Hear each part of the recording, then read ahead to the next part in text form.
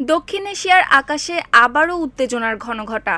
ভারত পাকিস্তান সীমান্তে সাম্প্রতিক আকাশপথে মুখোমুখি হওয়ার ঘটনায় নতুন করে আলোচনায় এসেছে সামরিক প্রযুক্তির আধুনিক রূপ, বিশেষ করে চীনের তৈরি যুদ্ধবিমান J-35 একদিকে যুদ্ধের বাস্তবতা, অন্যদিকে প্রযুক্তির প্রভাব। এই ঘটনার পেছনে শুধু দুই দেশের বিরোধী নয়, বড় এক ভূ রাজনৈতিক বার্তাও লুকিয়ে আছে। আন্তর্জাতিক গণমাধ্যমগুলোর বরাতে জানা গেছে, সম্প্রতি ভারত ও পাকিস্তানের মধ্যে আকাশসীমায় সংঘর্ষের ঘটনায় পাকিস্তান দাবি করছে যে তারা চীনা সহায়তায় তৈরি JF-17 যুদ্ধবিমান ব্যবহার করে ভারতের দুটি রাফায়েল জেট ভূপাতিত করেছে। যদিও ভারত এই দাবি অস্বীকার করেছে, কিন্তু এতে উত্তেজনার মাত্রা দ্বিগুণ হয়েছে। এই প্রেক্ষাপটে আলোচনায় উঠে এসেছে চীনের অত্যাধুনিক পঞ্চম প্রজন্মের যুদ্ধবিমান J-35, যার উপস্থিতি দক্ষিণ এশিয়ার আকাশে শক্তির ভারসাম্যের নতুন মাত্রা যোগ করতে পারে।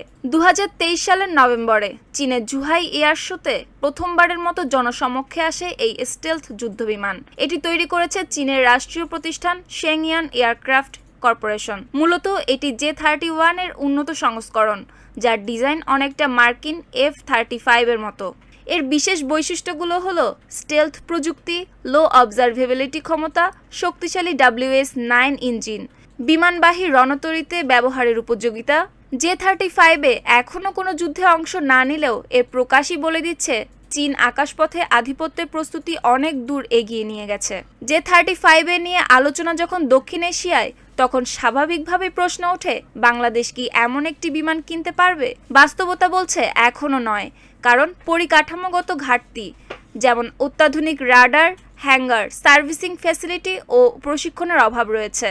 একটি J-35 এর সম্ভাব্য মূল্য প্রায় 80 থেকে 100 মিলিয়ন মার্কিন ডলার।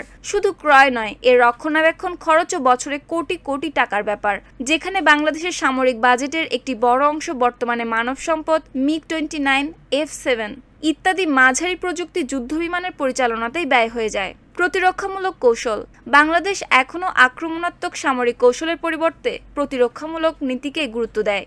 J-35 যেহেতু আকাশে আধিপত্য ও আগ্রাসনের উদ্দেশ্যে তৈরি, তাই এটি বাংলাদেশের বর্তমান সামরিক কৌশলের সঙ্গে খুব একটা সামঞ্জস্যপূর্ণ নয়।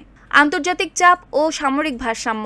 বাংলাদেশ যদি চীনের কাছ থেকে এত বড় সামরিক প্রযুক্তি কেনে, তাহলে ভারত ও যুক্তরাষ্ট্র সহ বেশ কয়েকটি বড় শক্তি সন্দেহ ও উদ্বেগ প্রকাশ করতে পারে। এতে আঞ্চলিক ভারসাম্য বিঘ্নিত হওয়ার ঝুঁকি তৈরি হয়। ফলে বাংলাদেশ চায় একটি নিরপেক্ষ ও ভারসাম্যপূর্ণ পররাষ্ট্রনীতি বজায় রাখতে।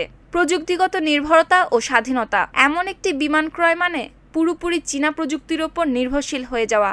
এতে দেশের স্বাধীন প্রতিরক্ষা নীতিতে বিদেশি হস্তক্ষেপের ঝুঁকি বাড়ে। বাংলাদেশ দীর্ঘদিন ধরেই এই নির্ভরতা কমানোর নীতিতে চলছে।